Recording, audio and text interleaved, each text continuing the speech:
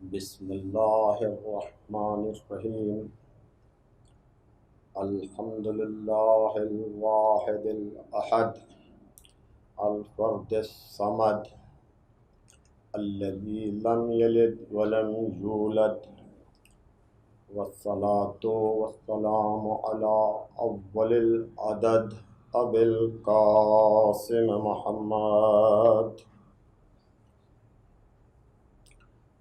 وآله الطيبين الطاهرين المعصومين الذين أذهب الله عنهم الرجس وطهرهم تطهيرا ولعنة الله على أعدائهم أجمعين من الآن إلى يوم الأحد.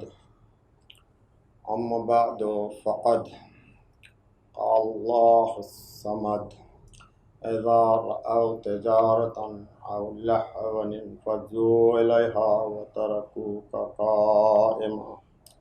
صلوات بھیجیے محمد وعلی محمد. حاضرین محترم، برابر سورہ مبارکہ جمعہ کی آخری آیت کی روشنی میں گفتگو طلبگاران دین اور وارثان دین کے موضوع پہ ہو رہی ہے.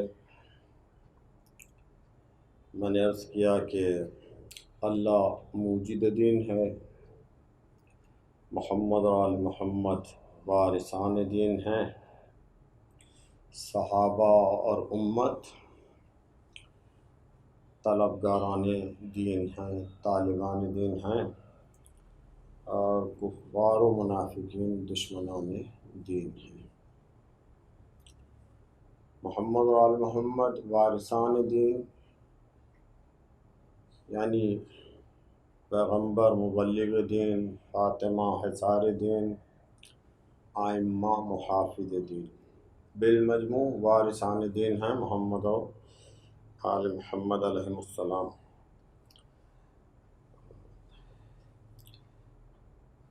قرآن مجید نے الرٹ کیا ہے کہ دیکھو حقیقی وارثان دین کے مقابلے میں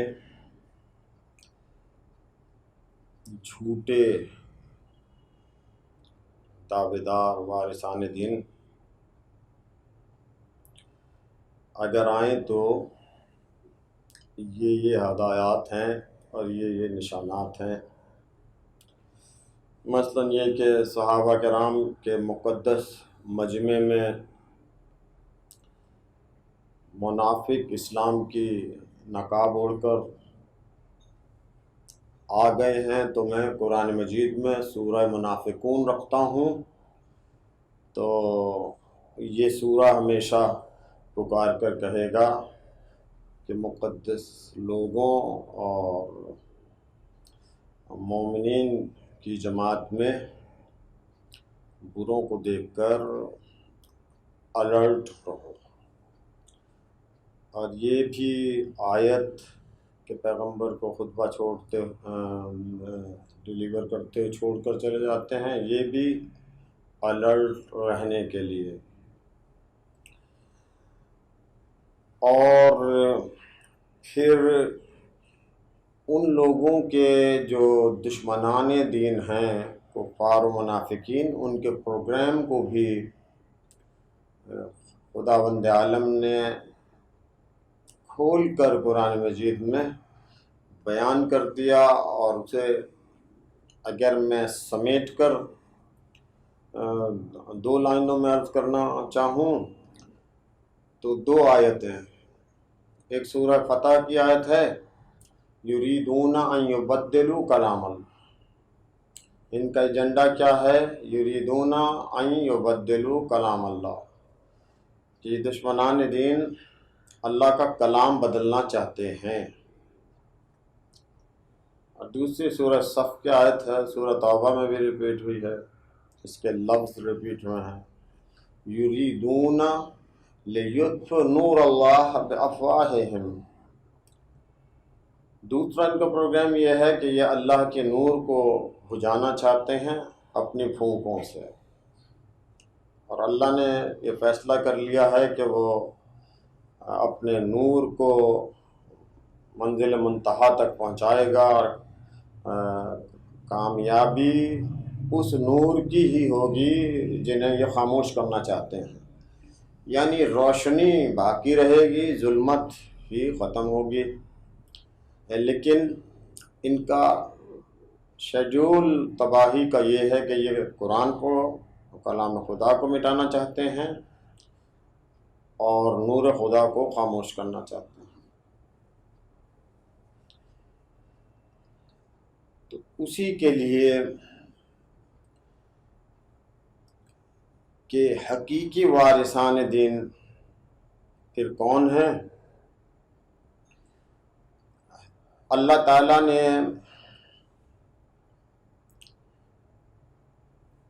اہم چیز یہ، اگر میں کل کی گفتگو سے متصل ہونا چاہوں، کہ وہ جو اللہ کے چنے ہوئے اور وہ علم میں منتخب پروردگار، مقصد یہ ہے کہ وارثان دین جاہل نہیں ہوں گے۔ جاہلوں کو دین کا وارث اور دین کا پیشوا نہ بنایا جا سکتا ہے، نہ وارث ہو سکتے ہیں۔ جب یہ تھم رول ہے، بیسک پرنسپل ہے، هل يستوي الذين يعلمون والذين لا يعلمون، سورہ زمر، کیا یہ کبھی ہو سکتا ہے؟ یہ پاسبل ہے کہ جاننے والے اور نہ جاننے والے برابر ہو جائیں؟ تو علم اور جہل کی برابری نہیں ہو سکتی ہے۔ تو قرآن کا پورا زور اس پہ صرف ہوا ہے کہ اہل علم پیشوا ہوں گے۔ دنیا کا سطحی لفظ اگر استعمال کروں تو کوالیفائڈ لوگ جو خدا کے یہاں سے کوالیفائڈ ہوں اور خدا کے یہاں سے پڑھ کر آئیں وہ، اور جاہل یا ابو جہل نما لوگ وہ نہیں۔ بے شک انسانیت میں اچھائی کے پرستار اور اچھے لوگ ہوتے ہیں، ہر مجمع میں آپ کو بے حد لوگ جو ہوں گے جاہل لیکن بہت اچھے ملیں گے، اور فطرتاً اچھے ہوتے ہیں اور انسانیت کے لیے مضر نہیں ہوتے ہیں، تو اور وہ معاشرے میں اپنا نہ جاننے کے باوجود کردار ادا کر رہے ہوتے ہیں۔ میں اس کردار کی نفی نہیں کر رہا ہوں، اور صرف یہ کہہ رہا ہوں کہ وارثان دین اہل علم ہوں گے اور جاہل نہیں ہوں گے۔ جہلا کو تو ابن عباس سے پوچھا ہے کسی نے کہ علی میں اور اصحاب میں کیا فرق ہے؟ تو ابن عباس نے بڑا مختصر جواب دیا، جید صحابی رسول ہیں، مقدس صحابی رسول ہیں۔ تو میں تو عرض کر چکا کسی مجلس میں کہ معصوم اور غیر معصوم کا مقابلہ نہیں ہوتا، لیکن میں تو نقل کر رہا ہوں، قول پوچھنے والے نے پوچھا اور ان کا جواب عرض کرنے چلا ہوں کہ اصحاب میں اور صحابہ میں اور علی میں کیا فرق ہے؟ تو انہوں نے کہا جو ہمیشہ پوچھیں انہیں اصحاب کہتے ہیں، جو کبھی نہ پوچھے ہمیشہ بتائے اسے علی کہتے ہیں۔ تو میرے عزیزوں، میرے دوستوں، یہی اللہ نے بتایا کہ فَاسْأَلُوا أَهْلَ الذِّكْرِ إِن كُنتُمْ لَا تَعْلَمُونَ۔ قرآن مجید میں یہ آیت مقرر ہے، سورہ نحل میں، سورہ انبیاء میں۔ اچھا، میں نے عرض کیا کہ یہ دہرانا اللہ کا اور اللہ کے نبی کا عجیب مزاج ہے۔ عروس القرآن ہے سورہ رحمان، فَبِأَيِّ آلَاءِ رَبِّكُمَا تُكَذِّبَانِ، 31 مرتبہ اللہ نے دہرایا، اور بعض یعنی 6 دفعہ تو الف لام میم ہے قرآن مجید میں، 6 سوروں سے۔ کوئی تو مقصد ہوگا 114 مرتبہ بسم اللہ الرحمن الرحیم ہے. تو مقرر اللہ کہے فَاسْأَلُوا أَهْلَ الذِّكْرِ إِن كُنتُمْ لَا تَعْلَمُونَ کہ اہل ذکر سے پوچھ لو اگر تم نہیں جانتے. یعنی نہ جاننے کو جتا کر سمجھا کر بتا کر کہا کہ اگر تم نہیں جانتے اہل ذکر سے پوچھ لو. اہل مضاف ہے اور ذکر مضاف الیہ ہے. قرآن مجید میں ذکر لفظ ذکر پہ بہت آیتیں ہیں، لیکن ان آیتوں میں 2 آیتیں ذکر کی آگاہی میں جگمگا رہے ہیں. اللہ نے سورہ مبارکہ طلاق میں 11ویں آیت، 10ویں آیت اور 11ویں آیت انزلنا الیکم ذکر الرسول یتلو علیکم آیات اللہ. اللہ نے بھیجا، اللہ نے نازل کیا ذکر کو. کون ہے وہ؟ ذکر الرسول، جو میرا رسول ہے. یتلو علیکم آیات اللہ، جو تم پر اللہ کی آیتیں پڑھتا ہے. یعنی اللہ نے اپنی کتاب میں ذکر رسول اللہ کے ایک نام کو بتایا. اور دوسری آیت بڑی معروف ہے، اِنَّا نَحْنُ نَزَّلْنَا الذِّكْرَ وَإِنَّا لَهُ لَحَافِظُونَ. سورہ حج. ہم نے ہی اس ذکر کو نازل کیا اور ہم ہی اس کے محافظ ہیں. کیا مطلب کہ خالق نے قرآن کو ذکر کہا. 2 آیتیں میں نے پڑھی جس کے میں ذکر یا رسول کو کہا گیا یا قرآن کو کہا گیا. تو پھر اہل ذکر کے کیا معنی ہوں گے؟ فَاسْأَلُوا أَهْلَ الذِّكْرِ إِن كُنتُمْ لَا تَعْلَمُونَ. تم اہل ذکر سے پوچھ لو اگر تم نہیں جانتے ہو. پتہ چلا اہل ذکر وہ ہیں جو بیک وقت وارث قرآن بھی ہیں، وارث نبی بھی ہیں. ان کی اہلیت اس درجے کی ہے کہ اللہ اپنی کتاب میں انہیں اہل ذکر کہتا ہے. لیکن میں بیچ میں روک کر خود ہی ایک بات آپ کی خدمت میں عرض کروں کہ یہ جو ٹکڑا ہے ان کنتم لا تعلمون، اگر تم نہیں جانتے، یہ کیا ہے؟ آپ جانتے ہیں مہذب ہونا اور تہذیب یافتہ ہونے کا تقاضا یہ ہے ہم آپس میں اگر گفتگو کریں تو باہم گفتگو کریں تو تہذیب یہ ہے کہ کسی کو یہ نہ کہا جائے کہ تم نہیں جانتے، تم جاہل ہو. یہ شائستگی اور شستگی کے خلاف ہے کہ آپ کسی کی جہالت کا اسے احساس دلوائیں. ہاں کبھی کچھ ریئلائز کرانے کے لیے، کچھ گرومنگ میں کچھ چیز ذہن نشین کرانے کے لیے کبھی بڑا چاہتا ہے کہ اسے احساس دلائے کہ تمہیں نہیں معلوم ہے، تمہیں نہیں پتہ ہے. ورنہ بالعموم یہ شائستہ گفتگو کے خلاف ہے کہ کوئی یہ کہے کہ تمہیں نہیں جانتے. آپ قرآن مجید پڑھیے تو 21 مرتبہ، 1-2 دفعہ نہیں 21 مرتبہ اللہ کیونکہ اکبر ہے نا، اللہ اکبر، اللہ بڑا ہے تو اسے حق ہے کہ وہ ہمیں جاہل کہے چاہے جو مرضی کہے. تو اس نے 21 مرتبہ لا تعلمون کہا ہے قرآن مجید میں. تم نہیں جانتے، تم نہیں جانتے. اور ہمیں ہماری حیثیت اور حقیقت یاد دلائی ہے کہ واللہ اخرجکم من بطون امہاتکم لا تعلمون شیئا. سورہ مبارکہ نحل. واللہ اخرجکم من بطون امہاتکم، کہ اللہ نے تمہیں تمہارے ماؤں کے شکموں سے نکالا اس عالم میں کہ تم لا تعلمون تھے، تم جاہل تھے، تم نہیں جانتے تھے. یہ طے ہو گیا کہ جو ماؤں کے شکموں سے پیدا ہوتے ہیں وہ جاہل ہوتے ہیں اور ان کے پاس علم نہیں ہوتا ہے. اچھا 5 مرتبہ آیت ہے قرآن مجید میں اللہ یعلم وانتم لا تعلمون. اللہ جانتا ہے اور تم لا تعلمون. جانتا کون ہے؟ نام کیا ہے اس کا؟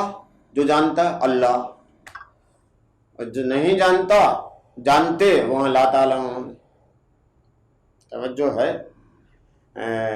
21 مرتبہ لا تعلمون، تم نہیں جانتے، تم نہیں جانتے، تم ماؤں کے شکموں سے جاہل پیدا ہوئے، تم نہیں جانتے۔ اچھا، بات کچھ اور کر رہا ہوں، لیکن درمیان میں رک کر ایک شعر آپ کو اردو کا سنانا چاہتا ہوں۔ حب حیدر ہے نماز عشق کر لیجئے ادا، حب حیدر ہے نماز عشق کر لیجئے ادا، وہ بہت پچھتائے گا جس کی قضا ہو جائے گی۔ تو آپ کہیے گا کہ یہ کیا شعر آپ نے پڑھا؟ تو میں عرض کروں گا کہ ہاں، کر لیجئے ادا، وہ بہت پچھتائے گا جس کی قضا ہو جائے گی۔ آخر یہ حب علی اور عشق علی کیوں قضا کے آنے سے پہلے، موت کے آنے سے پہلے، یہ شاعر کو کیا جستجو ہے؟ ظاہر ہے شاعر تخیل پہ بات کرتے ہیں اور مقررین اور واعدین تعقل پہ بات کرتے ہیں، لیکن شاعر بھی کیونکہ حساس ہوتا ہے تو تخیل اور تعقل ملا کر بھی بات کرتے ہیں۔ قرآن مجید نے شاعری کی نفی نہیں کی ہے، تخیل کی نفی کی ہے کہ تعقل پہ مبنی۔ آپ قرآن مجید پڑھیے، وہ شعریت اور شاعری کے تمام اوصاف اس میں نظر آئیں گے، لیکن اللہ اسے شاعری نہیں کہتا، کلیات کہتا ہے کہ وہ کلیات ہیں۔ تو میرے عزیزو، یہ شاعر نے کیوں کہا حب حیدر ہے نماز عشق کر لیجئے ادا، وہ بہت پچھتائے گا جس کی قضا ہو جائے گی؟ وجہ یہ ہے، علی اس ہستی کا نام ہے کائنات میں واحد کہ جس کی شان معرفت میں نا مشرق و مغرب کا بعد ہے، یعنی سمجھنے میں لمٹس جو ہے نا دونوں طرف انتہائیں ہیں۔ یعنی معرفت میں علی کو ماننے میں انسان نے جب ماننے پہ آیا تو خدا تک ہونے کا گمان ہونے لگا، یعنی اپر لمٹ یہ ہے، اور علی کو گھٹانے پہ آیا تو عام بشر۔ تو ایک دانشور کا قول ہے کہ میں علی پہ جب غور کرتا ہوں تو حیرت میں پڑ جاتا ہوں، کیونکہ جب اس پر غور کرتا ہوں کہ علی خدا ہے تو علی سجدے کرتا ہوا نظر آتا ہے،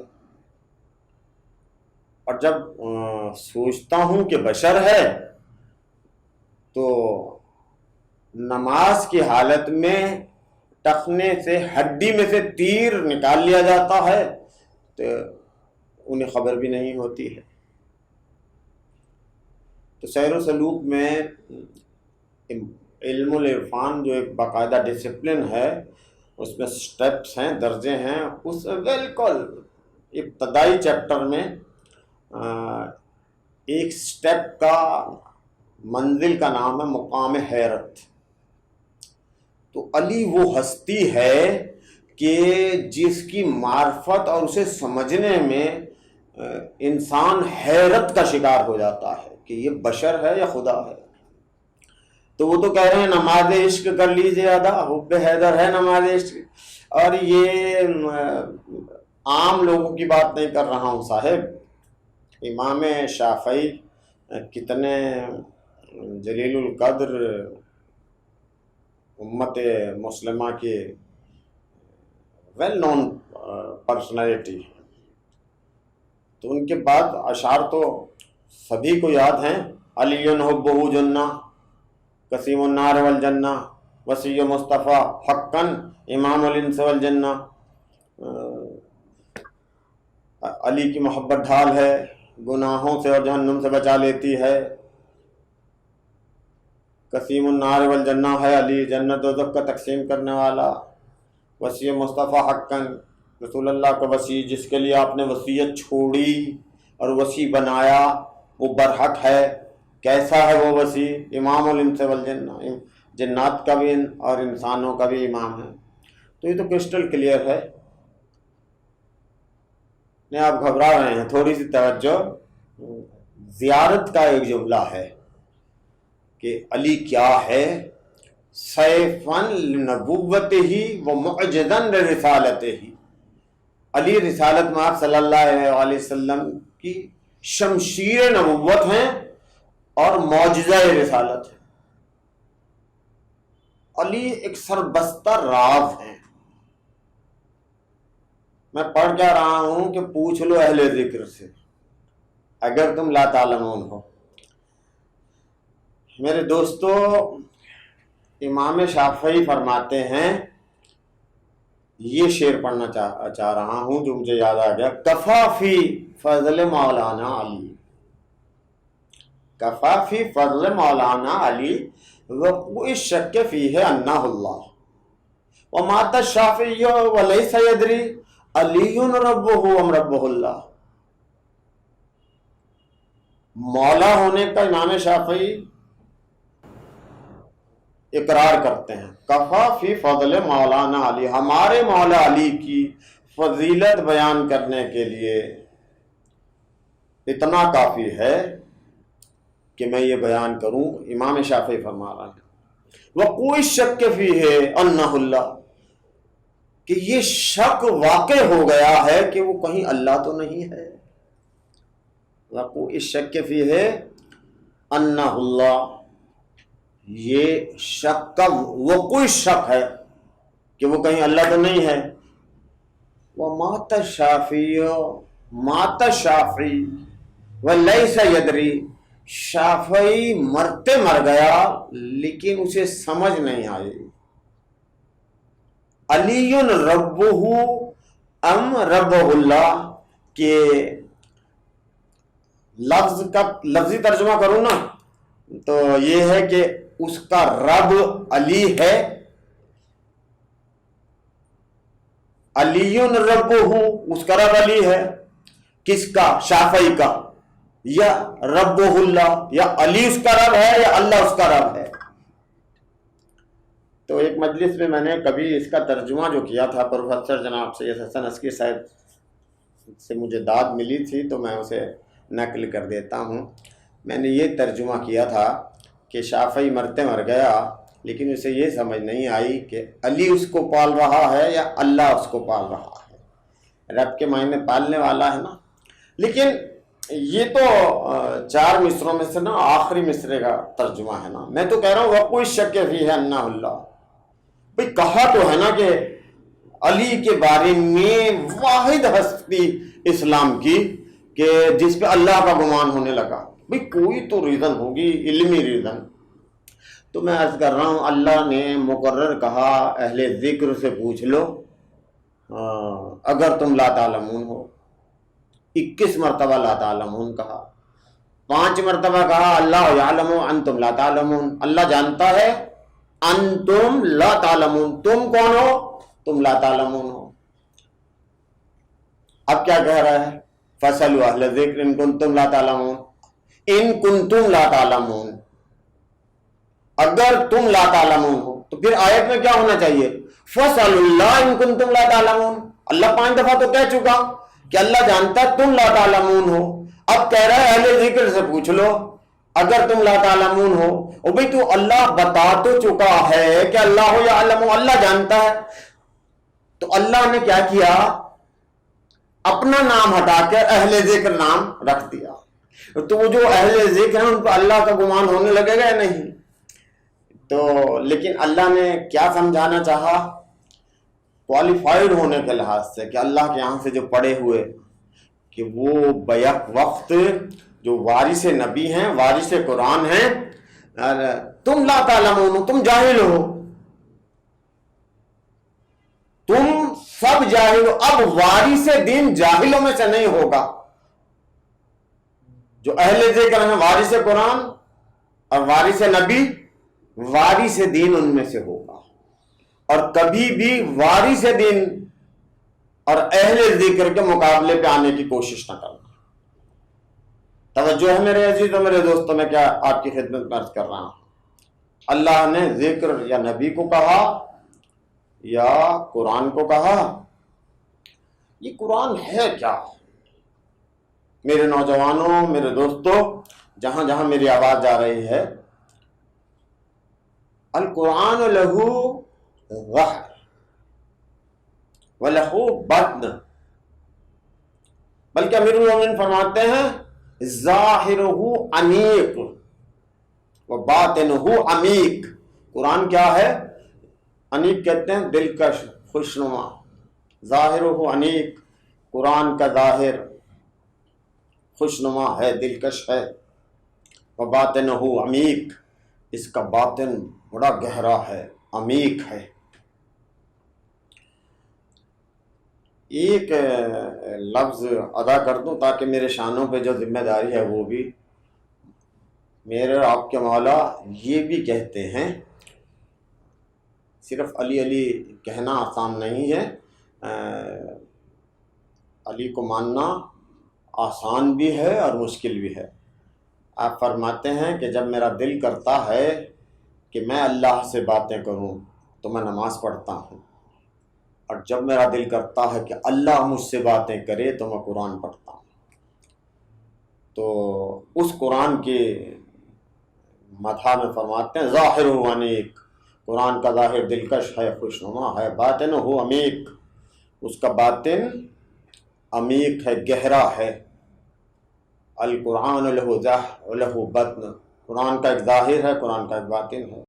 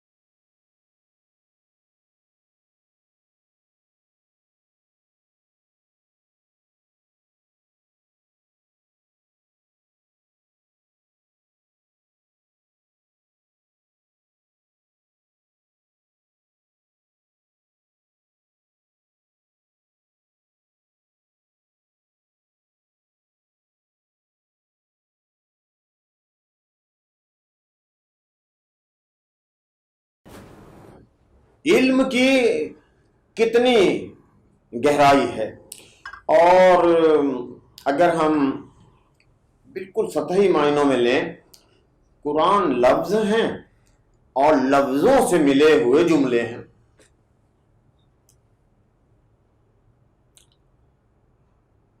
لفظوں کو لے کر اس کی ڈکشنری بنا کر مفردات امام راغب اصفہانی کی بڑی اتھینٹک اور بڑی زبردست کتاب ہے۔ امام راغب اصفہانی ہمارے برادران اہل سنت کے عالم ہیں، اور اگر کسی کو قرآن کے ترجمے اور معنوں سے دلچسپی ہو تو مارکیٹ میں نہ ملے تو ڈاؤن لوڈ کر لے نیٹ سے، مفردات، بہت بڑے عالم۔ دیکھیے، لفظ معنی کو چاہتا ہے، معنی تشریح چاہتی ہے، اور پہلے معنی ہوتا ہے اور معنی کے لیے لفظ وضع کیا جاتا ہے،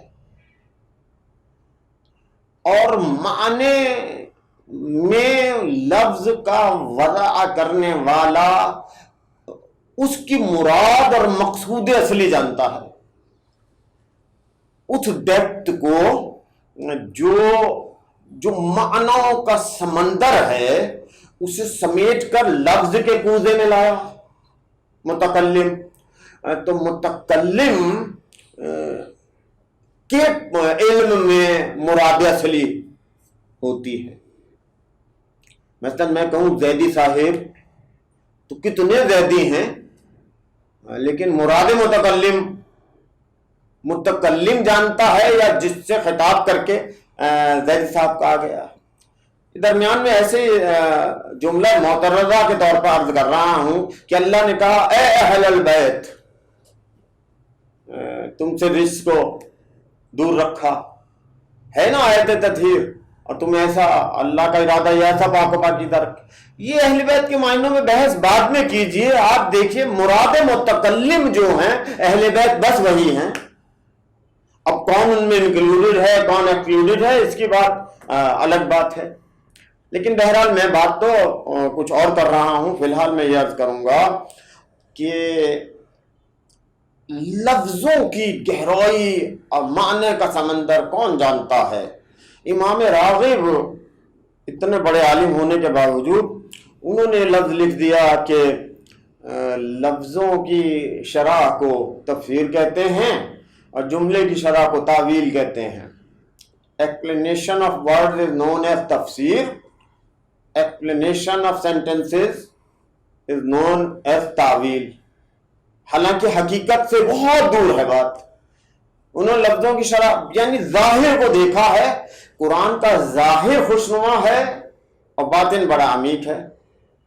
لفظ تعویل باقاعدہ کیونکہ طویل موضوع ہے، لیکن تعویل کے اصلی معنی میں عرض کروں، تعویل کہتے ہیں کشف مبہم کو، حقیقت کے بے نقاب ہونے کو.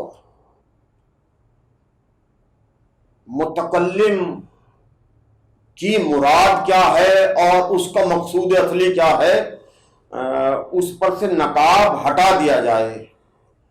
بعضوں کا جملہ بالکل سادہ اور واضح ہوتا ہے، لیکن مراد متکلم کیا ہے اس کے لیے سیدھی سی بات ہے کہ اللہ نے قرآن مجید، توجہ بہت سمتیں بن رہی ہیں گفتگو کی اور میں اسے چھوڑتے ہوئے آگے بڑھ رہا ہوں. یاد رکھیے قرآن مجید میں مخاطب کلام خدا ہے، نازل کن پہ ہوا؟ رسول پہ. مخاطب ہیں پیغمبر اور مخاطب ہے اللہ. مخاطب یعنی خطاب کرنے والا اللہ، خطاب ہے قرآن، مخاطب ہے رسول. یہ پورا قرآن مجید 114 سوروں پہ مشتمل، جن کے وارثوں کو اور محافظان دین کی بات کر رہا ہوں، وارثان دین کی بات کر رہا ہوں. یہ قرآن جس کا مخاطب خدا، خطاب قرآن اور مخاطب ہے پیغمبر، بخدا یہ پیغمبر کے آئی کیو لیول کے مطابق نازل ہوا ہے. یہ امت کے آئی کیو لیول پہ قرآن نازل ہی نہیں ہوا. قرآن مجید امت کی عقل کے مطابق نازل نہیں ہوا ہے، یہ رسول اللہ کے آئی کیو لیول اور عقل کے مطابق نازل ہوا ہے. تو یہ قرآن اسی لیے یہ الف لام را، الف لام میم کاف ہا یا عین صاد یہ گنگنانے کے لیے نہیں ہے. امت کو معلوم ہے کہ ان کے معنی نہیں ہیں، نہیں معلوم، لکھتے ہیں، لکھنے پہ مجبور ہیں، اور اللہ نے باندھ کے مارا ہے تاکہ امت کو احساس رہے کہ تمہارا آئی کیو لیول وارث قرآن ہونے والا ہے ہی نہیں. تو کلم الناس علی قدر عقولہم، لوگوں سے ان کی عقلوں کے مطابق خطاب کرو. یاد رکھیے قرآن اور حدیث میں کیا فرق ہے. قرآن بھی وحی الہی ہے، حدیث بھی وحی الہی ہے. پیغمبر خدا نے کہا ما ینطق عن الہوی ان ہوا الا وحی یوحی، میرا رسول تو بولتا ہے نہیں، نطق نہیں کرتا، وہ تو وحی الہی ہوتی ہے. تو حدیث بھی درجہ اعتبار میں وحی کے مطابق برابر ہے، وحی ہے. ماخذ شریعت اس لیے کتاب و سنت، قرآن و حدیث. لیکن فرق ہے قرآن میں اور حدیث میں. قرآن ہے اللہ کا اپنے رسول سے، رسول کے آئی کیو لیول کے مطابق خطاب، اور حدیث ہے رسول کا امت کے آئی کیو لیول کے مطابق خطاب، اور پھر جیسا مجمع دیکھا، جیسا شخص دیکھا، اس کے آئی کیو لیول کے. تو حدیث میں امت کے آئی کیو لیول کو رسول نے دیکھا، اور قرآن میں اللہ نے رسول کے آئی کیو لیول کو دیکھا. کیا صرف رسول کے آئی کیو لیول کو دیکھا؟ تو صرف رسول وارث دین ہیں، تو رسول کے بعد کون وارث دین ہو اگر ایک ہی آئی کیو لیول کے مطابق؟ تو قرآن مجید میں سورہ مبارکہ ہود میں پہلی آیت ہے بسم اللہ الرحمن الرحیم، الف لام را کتاب احکمت آیاتہ ثم فصلت من لدن حکیم خبیر. احکمت آیاتہ، یہ کتاب کیا ہے؟ کتاب احکمت آیاتہ، اس کی آیتیں محکم ہیں. ثم فصلت، پھر یہ تفصیل وار بیان کی گئی ہیں. وہ تفصیل کن کے لیے؟ توجہ، میں سب کو چھوڑ کر بالکل بیسک لائن درج کر رہا ہوں. کن کے لیے؟ اب سورہ مبارکہ روم سے آواز بلند ہوئی، نفصل الآیات لقوم یعقلون. یہ آیتیں ان کے لیے مفصل ہیں کہ جن کا آئی کیو لیول اکول ہے. یہ صرف رسول کو کہا کہ کتابوں نے حکمت آیات ثم فصلت، رسول کے لیے تفصیل وار ہے. پتہ چلا کہ صرف ایک عقل نہیں، کچھ عقلیں ہیں جو باہم عقل رسول جیسی ہیں، اور وہی جن کی عقل رسول جیسی عقل ہوگی تو وارث دین بھی وہی ہوگا کہ جن کی. اور تبھی اللہ نے کہا کہ ہم نے بعد نبی کتاب کو لاوارث نہیں چھوڑا، ہم نے اپنے مصطفیٰ بندوں میں سے جن کا استفا کر کے مصطفیٰ بنایا انہیں کتاب کا وارث قرار دیا. توجہ ہے میرے عزیزوں، میرے دوستوں. تو اس قرآن کا علم کلی، اگر ہم یہ کہیں کہ صرف پیغمبر کے پاس، تو پیغمبر کا پردہ، دنیا سے پردہ فرمانے کے بعد اب امت کے پاس تو وہ آئی کیو لیول نہیں ہے. تو آیا قرآن ایک ڈیڈ بک ہے؟ اور قرآن کا پورا علم، یعنی علم کا خزانہ اور ایک اس کی وراثت جاری نہیں ہوئی؟ تو پھر قرآن نے اس کو ہی دوبارہ ہائی لائٹ کیا، بسم اللہ الرحمن الرحیم، الف لام میم. سورہ آل عمران کی بالکل ابتدا الف لام میم سے ہو رہی ہے. 7ویں آیت میں هو الذی انزل علیک الکتاب منہا آیات محکمات ہن ام الکتاب واخر متشابہات، کہ ہم نے آپ پہ اے میرے حبیب وہ کتاب نازل کی کہ جس کے ایک پورشن کا نام آیات محکمات ہے، ہن ام الکتاب، وہ ام الکتاب ہے، واخر متشابہات، اور کچھ آیتیں وہ ہیں جو متشابہ ہیں. اور یہ جو کا علم کلی قرآن کا، ما یعلم تعویلہ الا اللہ والراسخون فی العلم، قرآن کا ڈیپ علم، وہی میں نے کہا کشف مبہم، نقاب کا ہٹایا جانا. تعویل کہتے ہیں اول تعویلاً، ٹو ریٹرن کو تعویل کرتے ہیں، یعنی معنی اصلی، مقصود اصلی. آپ یقین مانیے مجھ پہ جو گزر رہی ہے وہ خطیب ہی جانتا ہے کہ کیا کس طرح بات کو پہنچائے اور کیا چھوڑ دے اور کیا. تعویل کرتے ہیں اس حقیقت کی طرف موڑنا جو اس کلام کے اندر پوشیدہ ہے. تو اللہ کہہ رہا ما یعلم تعویلہ الا اللہ، قرآن کا کلی علم اور تعویل کوئی نہیں جانتا الا اللہ والراسخون فی العلم، ماں سوا اللہ کے اور راسخون فی العلم کے. اے اللہ تو اپنے نام کے ساتھ غیر اللہ کے نام کیوں لاتا ہے؟ پھر امام شافعی کو کہنا پڑے گا وہ کوئی شک فی ہے نہ اللہ، کہ کوئی نہیں جانتا، یا اللہ جانتا ہے یا راسخون فی العلم جانتے ہیں.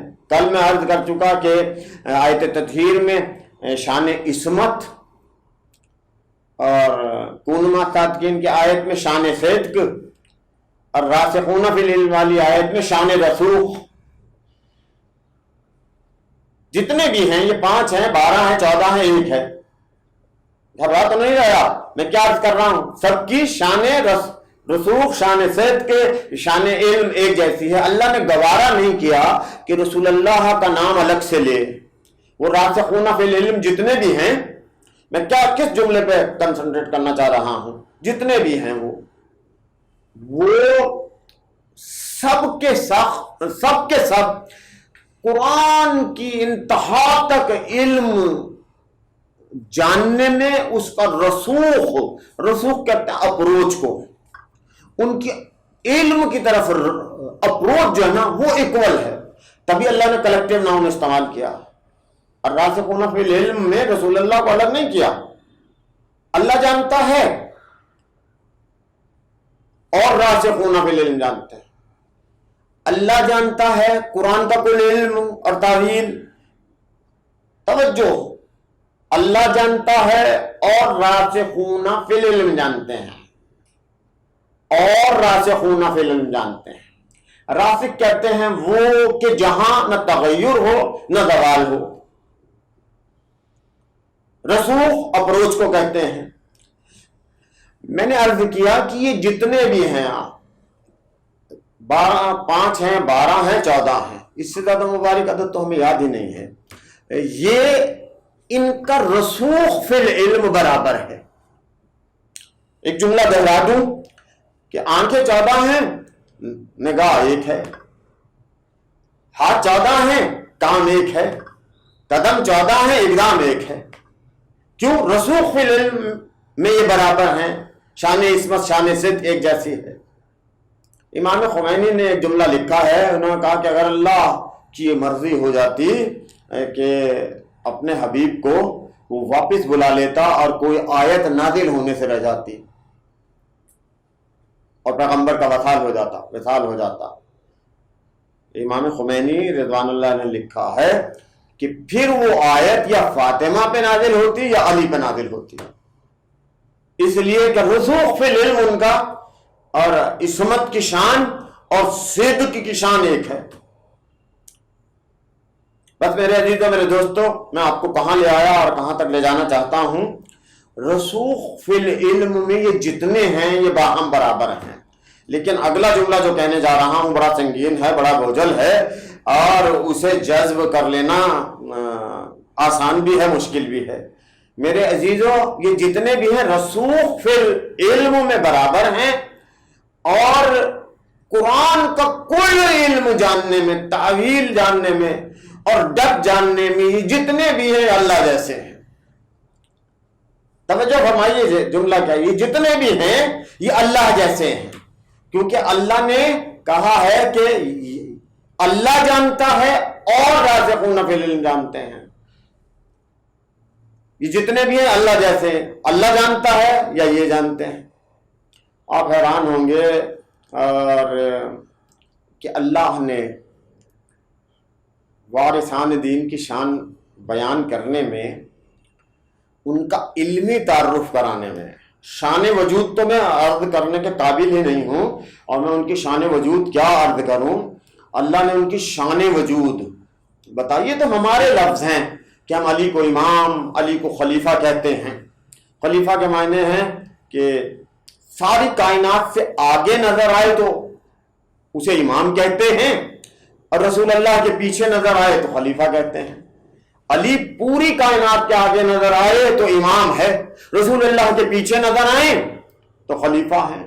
لیکن علی کی شان وجود کیا ہے؟ یقین مانیے علی کی شان وجود اس منزل پہ ہے جس کی ابتدائی معرفت عرض کر رہا ہوں کہ جہاں امام شافعی جیسے کو وقوع شک فیہ انہ اللہ، انہیں شک ہوتا ہے کہ کہیں اللہ تو نہیں ہے. اور تو کس بات پہ شک ہوتا ہے؟ ارے اہل ذکر میں لفظ اللہ ہٹا کر اہل ذکر لفظ رکھ رہا ہے، اور اپنے نام کے ساتھ الراسخون فی العلم کہہ رہا ہے. میں سمجھا نہیں سکا ہوں، مجھے آپ آیت پڑھنے دیجئے. سورہ مبارکہ انفال کی، یہ بچوں کے کورس میں بھی لگی ہوئی 17ویں آیت ہے، 17 نمبر کی آیت ہے. جنگ بدر میں جو لڑے نہیں تھے وہ مال غنیمت پر لڑے ہیں. تاریخ سے آپ کھرچ تو نہیں سکتے نا یہ لفظ، اور جو میں آیت پڑھ رہا ہوں یہ قرآن سے ہٹائی نہیں جا سکتی. جو لڑے بالکل نہیں تھے. لیکن مال غنیمت آپ کو معلوم ہے مجلس میں آپ چاہے پہلے آئیے بعد میں آئیے پرفارم کیجئے نہ کیجئے تورک میں حقدار ہیں آپ. تو ہاں وہ الیکشن میں جو بیٹھے ہوتے ہیں نا خرچہ ملتا ہے تو پیغمبر کو خطبہ چھوڑتے ہوئے لوگ چلے جاتے ہیں. کوئی مجمع کی قدح میں اور مذمت میں اللہ نے یہ نہیں ثابت کرنا چاہا معاذ اللہ کے رسول اللہ کے ارد گرد ماحول بڑا ہولناک تھا. نہیں، یہ اللہ بتانا چاہتا ہے کہ دیکھو بی اویئر، الرٹ ہو جاؤ. اس مجمع میں کچھ ان کی نیتیں جو ہے نا کہ مال غنیمت کی وجہ سے کہ کچھ کرنا نہ پڑے، بس لگا بندہ ملتا رہے، تو وہ ایکٹ کرنے کا وقت وزیروں ہیں. اور انہی کے لیے پھر سورہ منافقین میں ان کا نام بھی اللہ نے بتا دیا ہے. لیکن افسوس یہ ہوتا ہے کہ سائٹ پہ حاشیے پہ کچھ نام تو لکھنے چاہیے تھے. کون تھے وہ کہ جنہیں اللہ نے، تو وہ جو نہیں لڑے تھے وہ آ کر پیغمبر سے لڑے ہیں تو اللہ نے کہا ہے فَلَمْ تَقْتُلُوهُمْ، تم مال غنیمت مانگنے آ گئے ہو. فَلَمْ تَقْتُلُوهُمْ، تم نے قتل تو ایک بھی نہیں کیا، مارا تو تم نے کسی کو بھی نہیں ہے. توجہ ہے، فَلَمْ تَقْتُلُوهُمْ، تم نے مارا تو کسی کو بھی نہیں، قتل تو کسی کو. وَلَكِنَّ اللَّهَ قَتَلَهُمْ، جنگ بدر میں مارا تو تم نے، وَلَكِنَّ اللَّهَ قَتَلَهُمْ، قتل تو سب کو اللہ نے کیا ہے. آپ انصاف سے بتائیے کہ جو آئے جائے مارے تلوار اٹھائے قتل کرے وہ اللہ نہیں ہوتا. سورہ انفال کی 17 نمبر آیت ہے، فَلَمْ تَقْتُلُوهُمْ وَلَكِنَّ اللَّهَ قَتَلَهُمْ، تم نے قتل تو کسی کو نہیں کیا، قتل تو اللہ نے کیا. عزیزو قتل کیا تھا، علی نے مارا تھا، علی نے، اللہ نے علی کا نام ہٹا کر اپنا نام لکھ دیا. اللہ نے علی کا نام ہٹا کر اپنا نام، تو وقوع شک فیہ انہ اللہ وما تشاء لیس یدری علی ربہ ورب اللہ. تو اللہ مارا تو علی نے تھا، اور آیت مکمل نہیں ہوئی ہے. یہ واحد آیت ہے قرآن مجید میں جہاں علی اللہ پہلے ہے، محمد رسول اللہ بعد میں ہے. فَلَمْ تَقْتُلُوهُمْ وَلَكِنَّ اللَّهَ قَتَلَهُمْ وَمَا رَمَيْتَ إِذْ رَمَيْتَ وَلَكِنَّ اللَّهَ رَمَى. خدا کی قسم عربک لٹریچر، قرآن کے عربک لٹریچر پہ قربان ہو جائے. ما رمیتا، آپ نے میرے حبیب کنکر نہیں پھینکے. اذ رمیتا، جب آپ نے پھینکے. ولیکن اللہ رما، وہ تو اللہ تھا کہ جس نے کنکر پھینکے. تم نے قتل تو کسی کو نہیں کیا، قتل تو اللہ نے کیا. قوما، آپ نے کنکر نہیں پھینکے، جب آپ نے پھینکے وہ تو اللہ تھا. ولیکن اللہ رما، یہ جو رمی کی ہے، جو پتھر پھینکے ہیں یہ اللہ نے پھینکے ہیں. تو میرے عزیزو، اللہ نے ان کی شان وجود میں، ان کی شان وجود کی بلندی دکھاتے ہوئے کیا دکھانا چاہا ہے، اپنی شان سے کتنی شان کو ملایا ہے. یہی سورہ نجم میں ہے نا کہ اتنا میرا حبیب مجھ سے قریب ہوا، اتنا قریب، فَكَانَ قَابَ قَوْسَيْنِ أَوْ أَدْنَىٰ، کہ بس 2 کمانے، بلکہ اس سے بھی کم کا فاصلہ رہ گیا. شب معراج اتنا قریب ہوا عبد اپنے معبود سے کہ 2 کمانے سے اتنا قرب کی منزل میں اللہ نے رفعت پیغمبر پر حد قائم نہیں ہونے دی. بس اتنا قریب ہوا کہ معبود معبود رہا، بندہ بندہ رہا. توجہ ہے میرے عزیزو. تو اللہ نے اپنی شان کو کتنا ملایا ہے. بات کیونکہ میرے حساب سے واضح نہیں ہوئی، مجھے آپ آیت پڑھنے دیجئے. سورہ مبارکہ بقر میں بھی ہے اور باقی جگہ بھی متعدد جگہ ہے. یہ 282ویں آیت ہے کہ ہو از اللہ، آلمائٹی اللہ. تو اللہ نے کہا اللہ علیم بکل شیء. کون ہے اللہ؟ اللہ علیم بکل شیء، اللہ علیم ہے، علم رکھتا ہے بکل شیء، ہر شے پہ.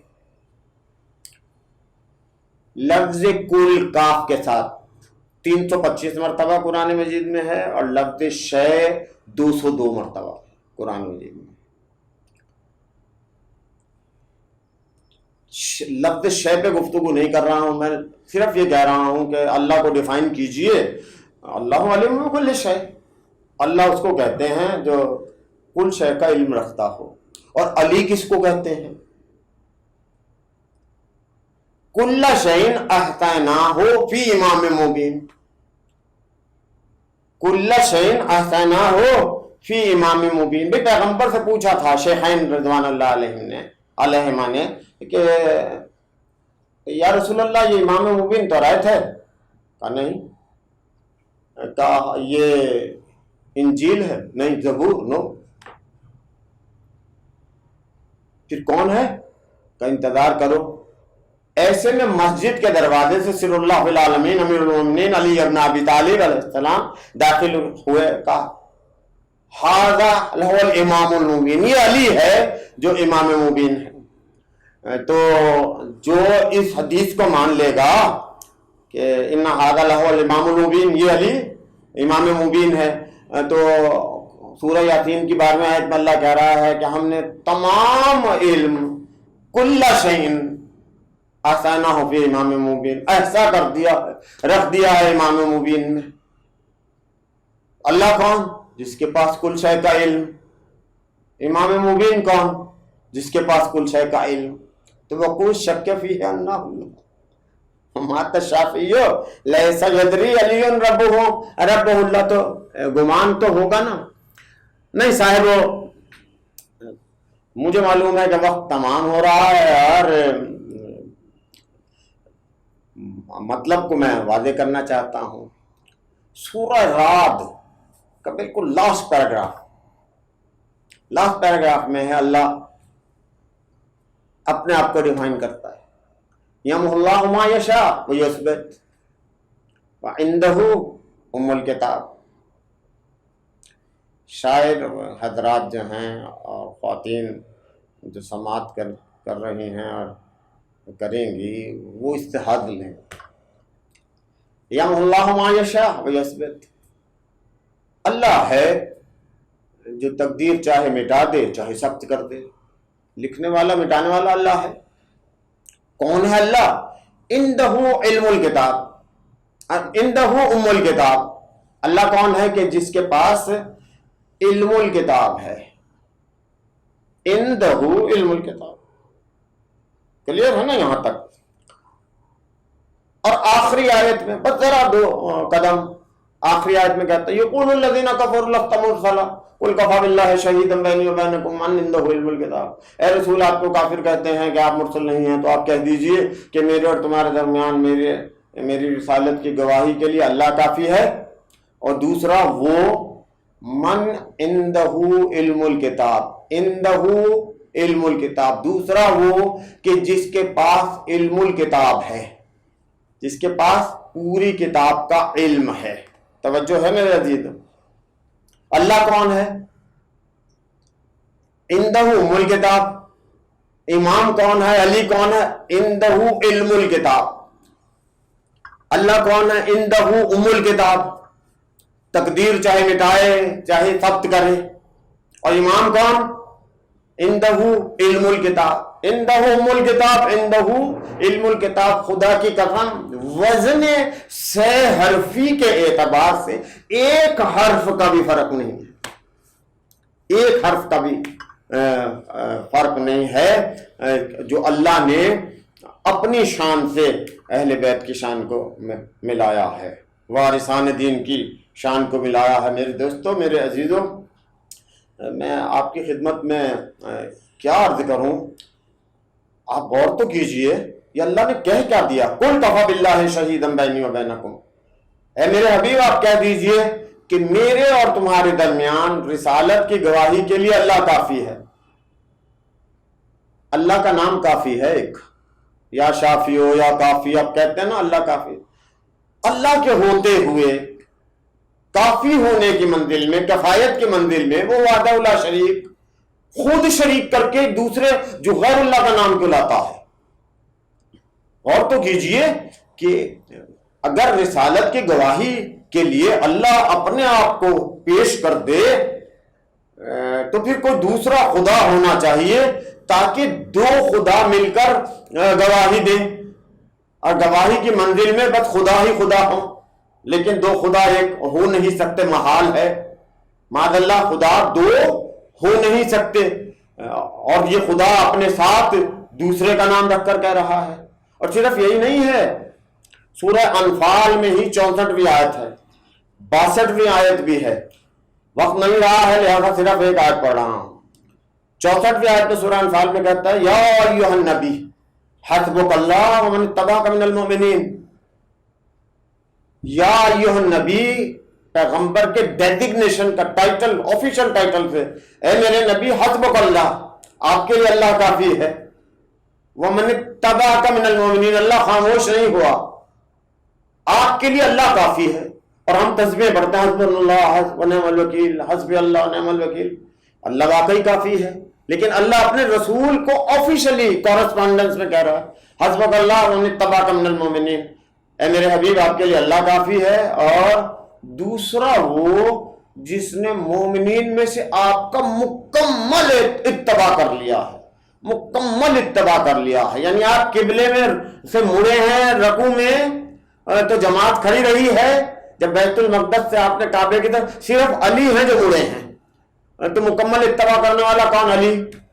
تو اے اللہ تو علی کو اپنے نام کے ساتھ کفایت کی منزل میں، گواہی کی منزل میں خود وحدہ لا شریک ہو کر شریک کرتا ہے۔ اور یاد رکھیے جب بڑی گواہی آ جائے تو چھوٹی گواہی کی ضرورت نہیں رہتی۔ تو اللہ نے اپنے آپ کو پیش کر دیا تو علی کتنے بھی بڑے ہوں، ہیں تو ممکن، ہیں تو عبد، خدا تو نہیں ہیں، لیکن اللہ نے اپنی شان سے وارثان دین کی شان میں لانے کے لیے، توجہ ہے میرے عزیزو، کس منزل پر لا کر کہ اللہ کافی ہے۔ یاد رکھنا اللہ شخص نہیں ہے، اللہ شخص نہیں ہے، اور جو شخص ہو وہ اللہ نہیں ہوتا، اور علی اللہ نہیں ہے، اور جو علی کو اللہ کہے وہ کافر ہوتا ہے۔ علی اللہ نہیں اور اللہ شخص نہیں۔ توجہ فرما رہے ہیں آپ، میں کیا عرض کر رہا ہوں؟ علی اللہ نہیں اور اللہ شخص نہیں ہے، لیکن آیت تو موجود ہے نا کہ کافی ہے اللہ، اور دوسرا وہ جس کے پاس قبل نزول کتاب پوری کتاب کا علم ہے، پوری کتاب کا۔ تو پھر علی کیا ہے؟ اللہ نے کہا کہ ٹینشن لینے کی ضرورت نہیں ہے، گھبرانے کی ضرورت نہیں ہے۔ علی اللہ نہیں ہے، گواہی کی منزل میں اس بڑے نے اپنے ساتھ علی کو شریک کیا، لیکن کہا ٹینشن لینے کی ضرورت نہیں۔ گواہی کے لیے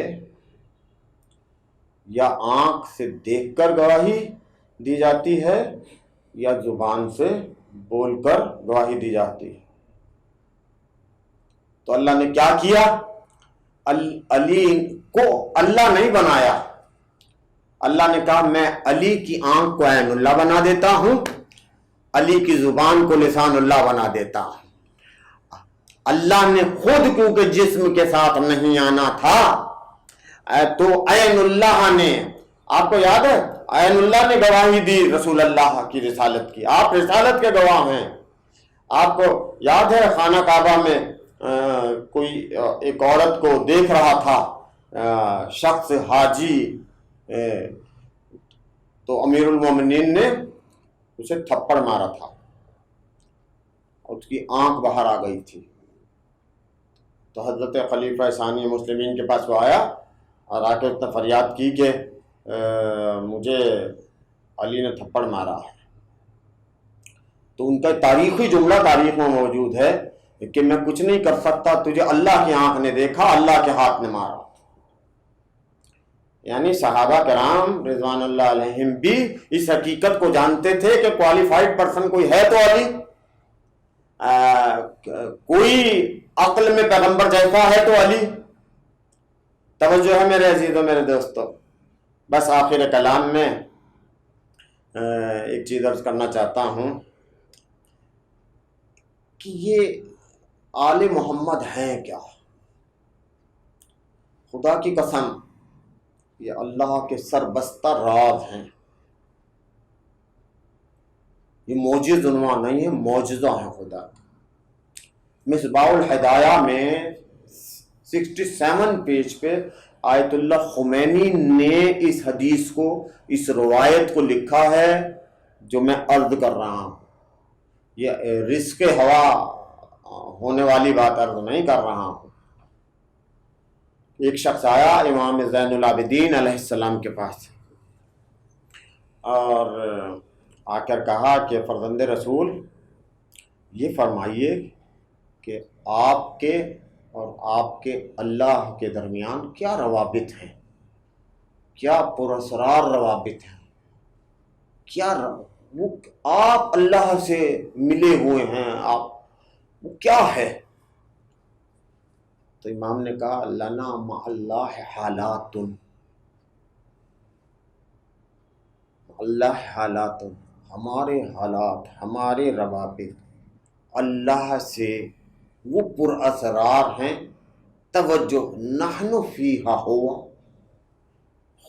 فیہا نحن ومع ذالک ہوا ونحن کہ ہمارے اللہ کے ساتھ ایسے پر اسرار روابط ہیں ہم محمد اور آل محمد کے کہ کبھی ہم وہ بن جاتے ہیں اور کبھی وہ ہم بن جاتا ہے، لیکن سوالی گمراہ نہ ہونا۔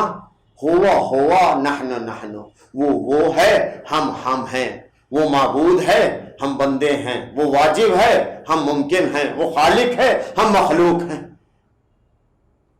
توجہ ہے میرے عزیزو، کیا ہے اہل بیت؟ خدا کی سربستہ راز ہیں، اللہ کا راز ہے، کسی کو کیا سمجھ سکتا ہے کہ اہل بیت ہیں کیا؟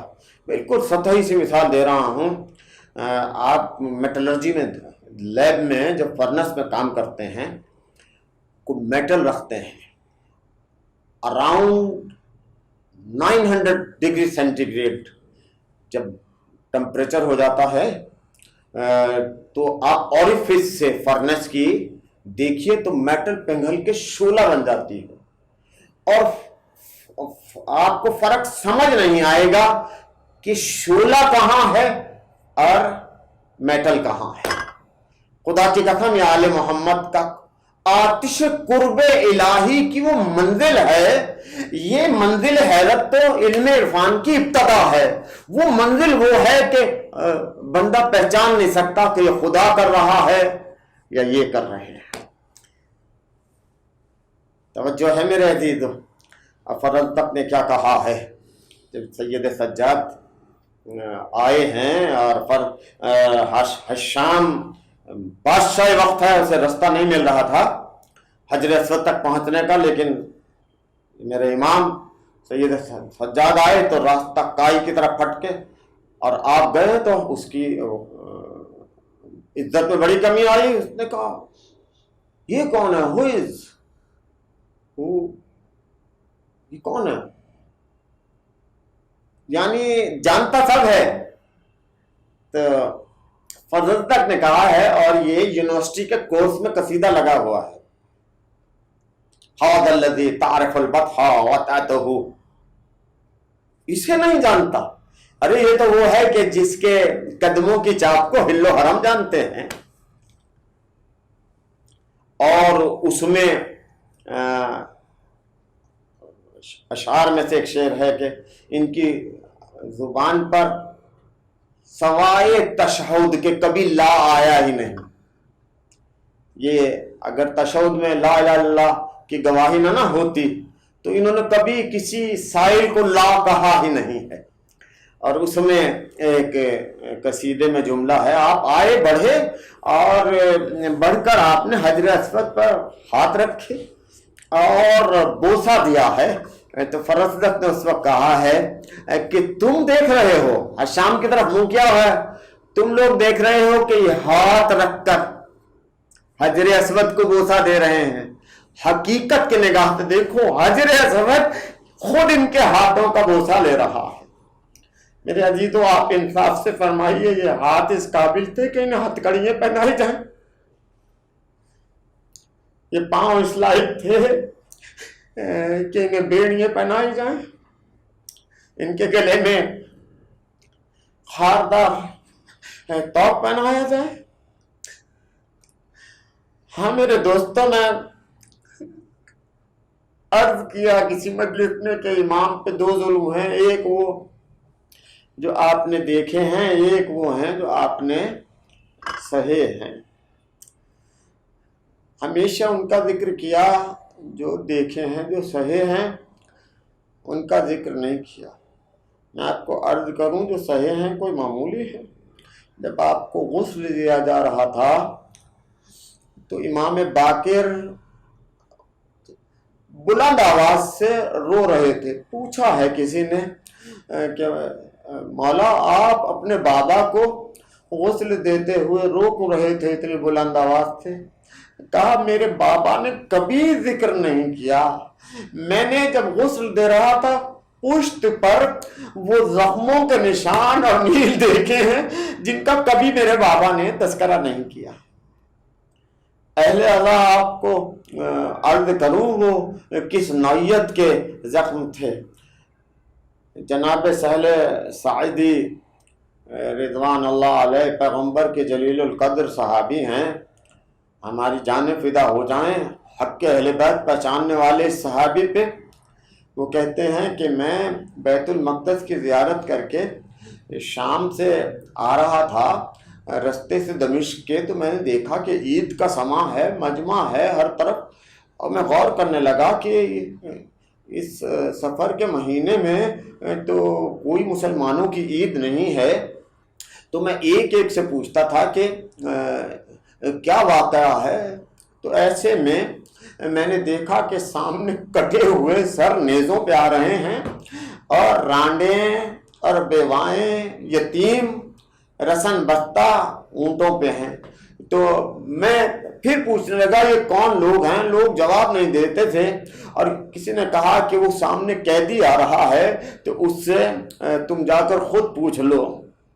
تو سہل ساعدی کہتے ہیں کہ میں آگے بڑھا اور آگے بڑھ کر میں نے دیکھا کہ گلے میں توق ہے، پاؤں میں بیڑیاں، ہاتھوں میں ہتھکڑیاں، لنگر اور سر جھکا ہے۔ میں اس قیدی کے قریب گیا اور میں نے آہستہ سے کہا من ای قوم انتم، آپ کس قبیلے سے ہیں، آپ کس قوم سے ہیں؟ کہتے میں نے یہ پوچھا تھا کہ آپ کس قوم سے ہیں۔ انہوں نے سر جھکائے ہی کہا سہل سعدی ہم نے تمہیں پہچانا، تم نے ہمیں نہیں پہچانا۔ تو انسان کو کوئی کہے کہ نام لینے لگے تو بڑا بے چین ہو جاتا ہے انسان۔ کہا کہ حضور میں نے آپ کو پہچانا نہیں ہے، آپ کون ہیں؟ اپنا تعارف تو کرائیے۔ کہ انا ابن مکہ ومنہا، انا ابن زمزم وصفا، میں وارث مکہ ہوں، میں وارث مکہ کا بیٹا ہوں، میں وارث زمزم کا بیٹا ہوں، میں وارث صفا کا بیٹا ہوں۔ کہا میں اب بھی نہیں پہچانا آپ کون ہیں؟ کہا نانا کے صحابی سہل سعدی، انا ابن محمد المصطفیٰ، میں محمد مصطفیٰ کا بیٹا ہوں، انا ابن علی المرتضیٰ، میں علی مرتضیٰ کا فرزند ہوں، انا ابن فاطمہ الزہرا، میں فاطمہ زہرا کا بیٹا ہوں۔ جب پتہ چلا کہ یہ امام زین العابدین ہیں تو کہا کہ فرزند رسول میرے لائق کوئی خدمت ہو تو بیان فرمائیے۔ تو آپ نے کہا نانا کے صحابی اپنے امامے میں سے ایک ٹکڑا طے کر کے میرے توق کے نیچے رکھ دو۔ اہل اعلیٰ وہ حق پہچاننے والا صحابی، اس نے اپنا امامہ کھولا، جلدی سے ایک ٹکڑا پھاڑ کے طے کر کے رومال، وہ کہتا میں پشت پر جب آیا اور میں نے توق میں ہاتھ رکھا تو میں نے دیکھا کہ خون کی چادر ہے جو گردن سے پاؤں تک جاری ہے۔ اب جب میں نے توق کو ہلایا، دیکھا کہ اس کی کڑیاں ہڈیوں میں در آئی ہیں۔ میں نے وہ امامے کا ٹکڑا تو رکھ دیا لیکن بے ہوش ہو کر گر گیا۔ اہل اللہ، یہ وہ زخم ہے جو سجاد نے کسی کو بتائے نہیں ہیں۔ میرا سلام ہو سوائے سے دین پر۔ سيعلم الذين ظلموا أي منقلب ينقلبون إنا لله وإنا إليه راجعون۔ اللهم صل على محمد وآل محمد۔ یا حسین یا حسین یا حسین یا حسین، تازیان شمر کے اور ناتوا سجاد ہے، تازیان شمر کے اور ناتوا سجاد ہے، پھر بھی رہ کر چل رہا، پھر بھی لے کر چل رہا، سنگ کارواں سجاد ہے، تازیان شمر کے اور ناتوا سجاد ہے، تازیان شمر کے اور ناتوا سجاد ہے،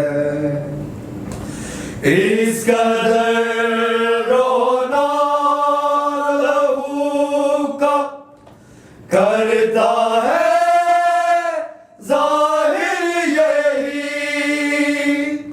اس قدر رونا لہو کا کرتا ہے ظاہر یہی،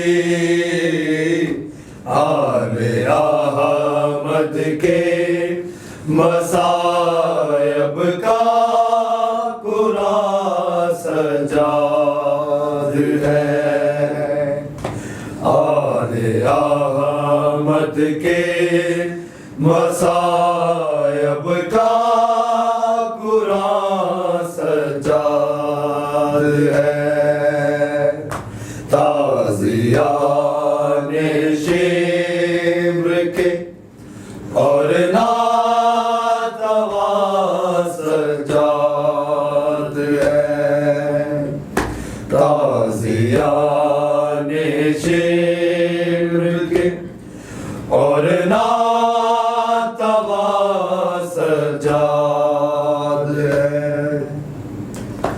پاس رکھ کر کچھ کہانا قاتل اکبر کو بھی، پاس رکھ کر کچھ کہانا قاتل اکبر کو بھی،